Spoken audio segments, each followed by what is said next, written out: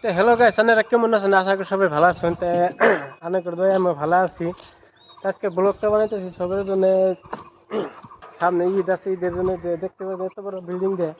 সাধারণ এত বড় বিল্ডিংটার মধ্যে মাত্র দুইজন মানুষই আছি, তার বাইরে একটা মানুষও নাই। তা আমার এখানকার খুবই মানুষের দরকার পড়ে গেছে, দেখতেছেন। এই বিল্ডিং এ বর্তমান ঢালাই চালাই কোনো কিছু নাই, শুধু খালি হবো রড বেন্ডিং আর ঢালাই।